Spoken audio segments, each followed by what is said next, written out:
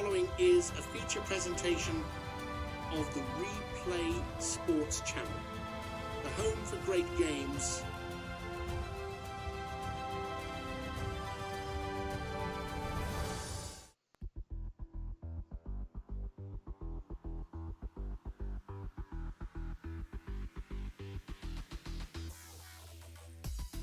Welcome to WFL Inside Access, exclusively on the Replay Sports Channel. I'm your host once again, Glenn Walker. Today's episode is brought to you by Royal Retros, your ultimate one-stop shop representing the teams of the past. Head over to Royal Retros today, royalretros.com, and use the discount code REPLAY to get 10% off your purchase. The link is provided in the show's description. We've reached the halfway point in our 2025 season preview. This week, a look at the South Division. The Inside Access crew takes a look at each club and makes some bold predictions for the season ahead.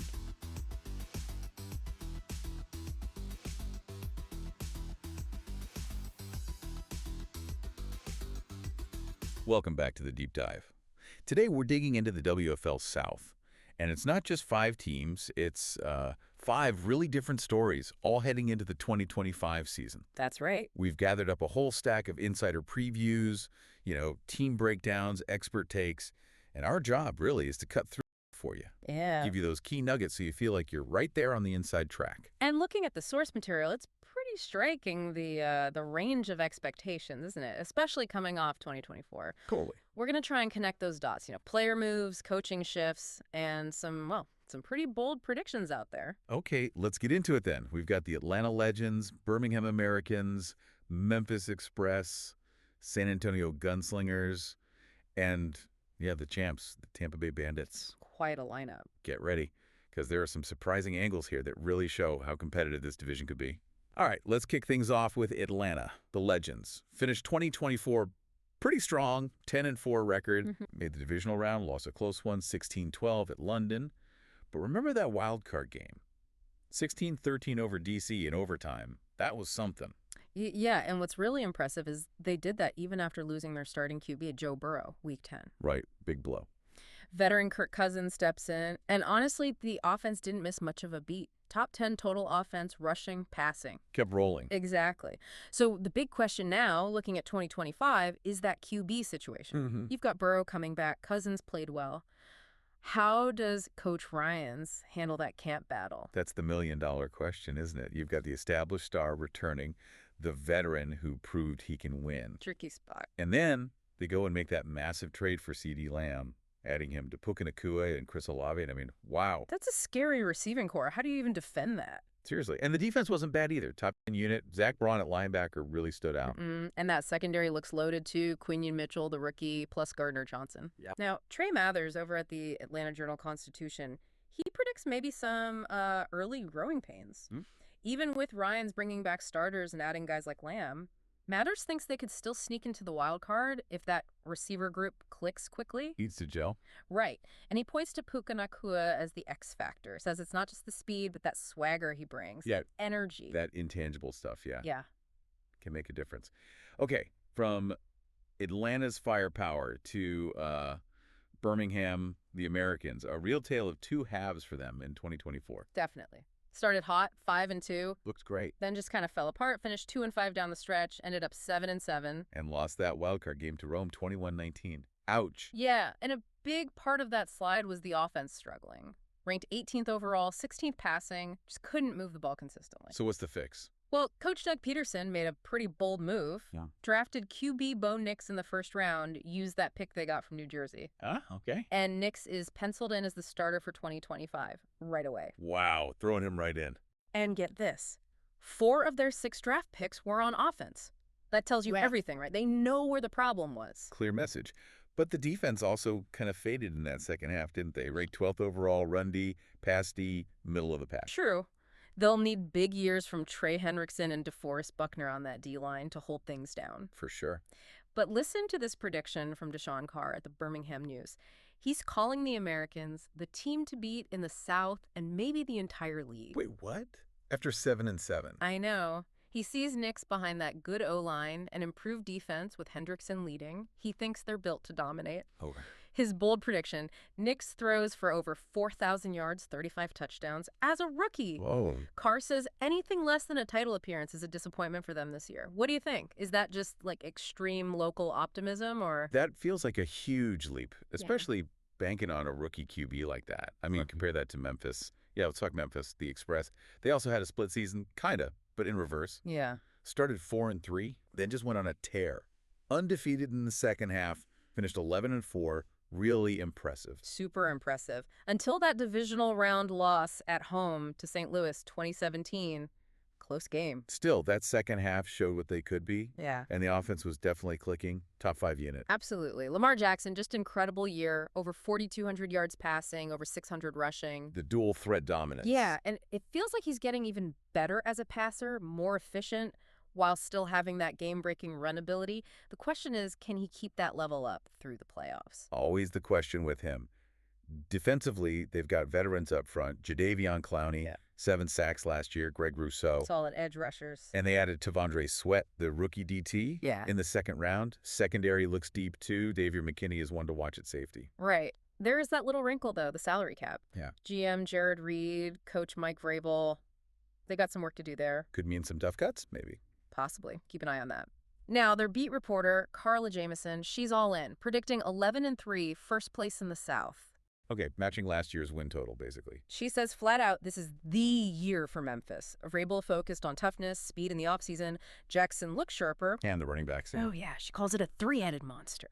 Josh Jacobs, James Conner, and the rookie, Bucky Irving. Speed, power, versatility. That's quite a backfield. The point is, don't be shocked if Memphis wins the division. They've been building this. And she circles that Week 7 Monday night game against Tampa Bay. The champs. Yeah. That could be huge.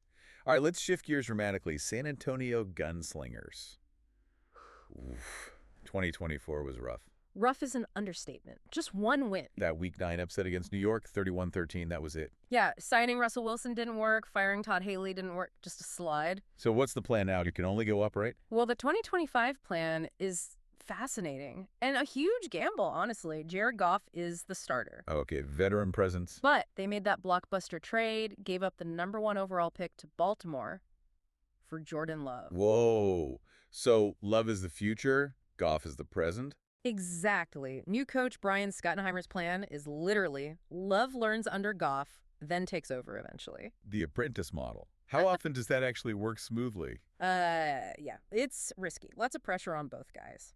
And Kyron Williams is set to be the lead back. Okay, so they're trying to build something. What about the defense? That had to be bad, too.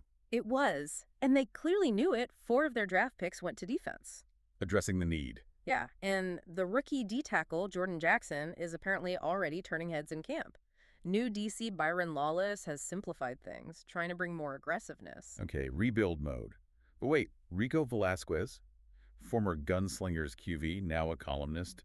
What's his take? This might be the wildest prediction yet. He's got them at 9-5, second place, making the wild card. From 1 win to 9.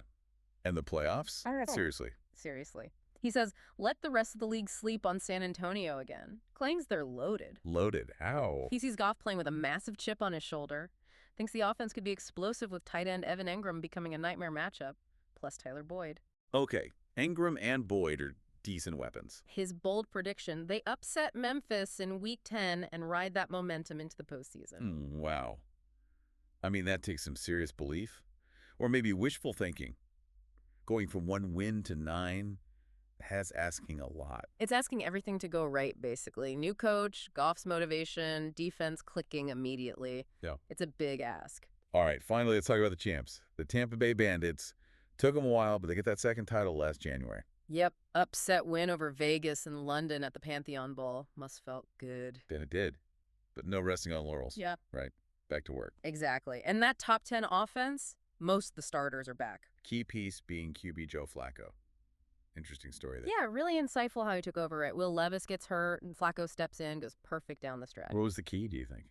It sounds like he just simplified things, played smart, mistake-free football, didn't try to do too much, let the talent around him work, that veteran poise, you know?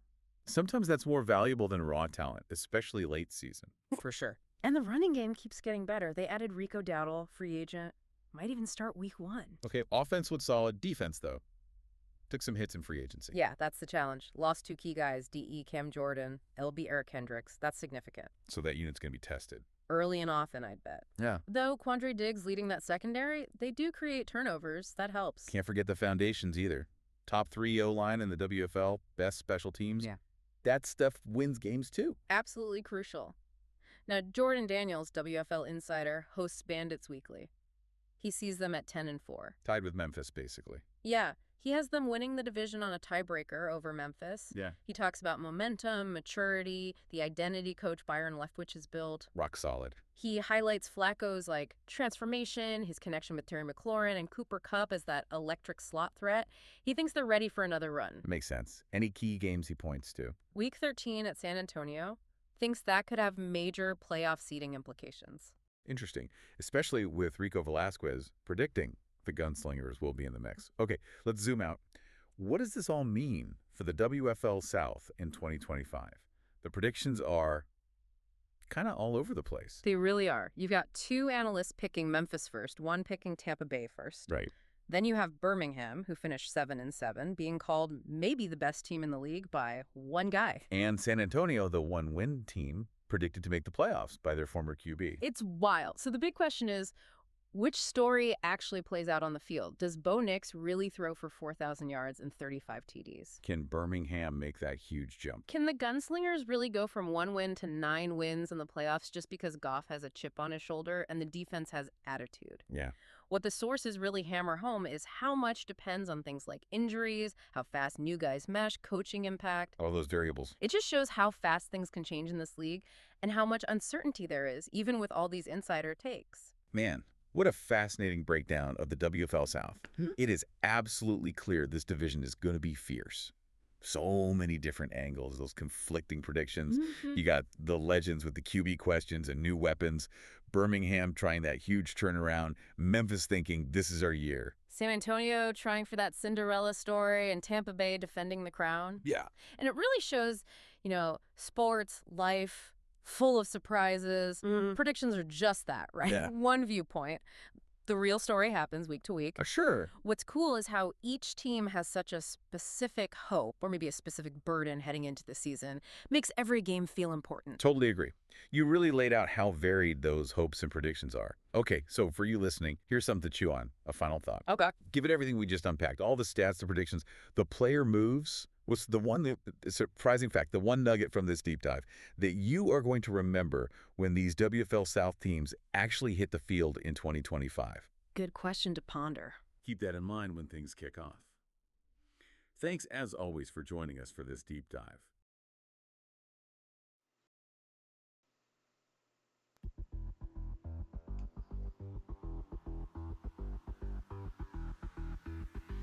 You've been listening to the WFL Inside Access show on the Replay Sports channel. Please make sure to subscribe to the channel. On our next episode, we wrap up our 2025 season preview with a look at the West Division. See you next time.